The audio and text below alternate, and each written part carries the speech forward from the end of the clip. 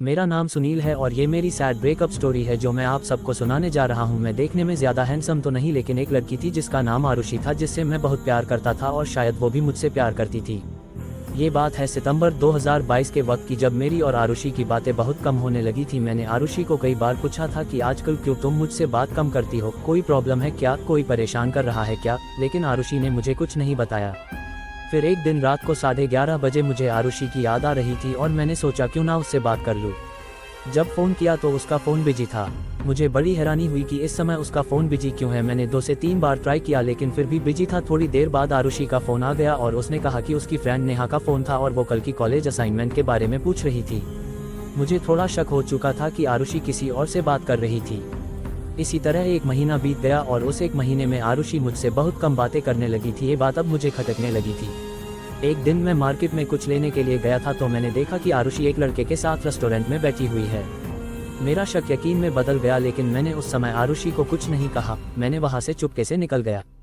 घर आकर मैंने बहुत सोचा कि कहीं ये मेरा प्यार एक तरफा तो नहीं। मैं बहुत उदास था क्योंकि उस दिन मैं बहुत अकेला महसूस कर रहा था। अगले ही दिन मैंने आरुषि को फ़ोन किया और उसे मिलने के लिए बुलाया। मैं अंदर ही अंदर जानता था कि ये शायद मेरी आरुषि के साथ आखिरी मुलाकात होगी। उस दिन मैं बहुत इमोशनल था। मैं आरुषि को मिला, उसका हाथ पकड़ा और मैंने वो कहा जो मैंने कभी सोचा भी नहीं था। मैंने आरुषि को कहा, आरुषि मैंने तुम्हें बहुत प्यार किया था। मेरा वक्त, मेरा दिल, मेरी फीलिंग सब तुम्हारे लिए थी, लेकिन तुम शायद बदल गई हो और इसमें कोई बुराई नहीं।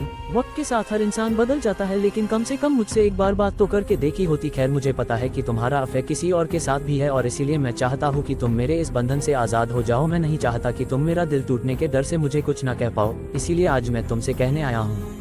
आरुषि, आज के बाद मैं तुम्हें कभी नहीं मिलूंगा और हाँ, मैं तुम्हें तुम्हारी जिंदगी के लिए शुभकामनाएं देता हूँ और चाहता हूँ कि तुम जिंदगी में हमेशा खुश रहो।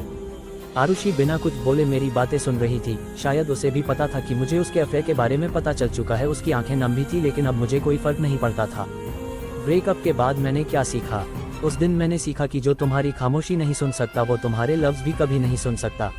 कभी किसी को इतना प्यार मत करो कि वो तुम्हारी जिंदगी बन जाए। उसके जाने के बाद जीना बहुत मुश्किल हो जाता है यार। जिंदगी में सिर्फ एक बार होता है प्यार, और इसलिए बड़ी सावधानी से अपना लाइफ पार्टनर चुनिए। गलत लाइफ पार्टनर चुनने से आपके इमोशन और फीलिंग्स का ही हानि होगी। इस दुनिया में माँ बाप से ज्यादा कोई तुम्हें प्यार नहीं कर सकता। वो चाहे तुम्हें डांटते हो लेकिन हमेशा तुम्हारा भला ही चाहते हैं। कभी किसी के साथ टाइम पास के लिए अफेयर मत करो। दूसरों के इमोशंस और फीलिंग्स के साथ खेलने का तुम्हें कोई हक नहीं। लोग वादे तो करते हैं लेकिन तोड़ भी बड़ी आसानी से देते हैं। जब दिल टूटता है तो संभालना बड़ा मुश्किल लगता है। ऐसा लगता है कि जिंदगी रोज मौत दे रही है।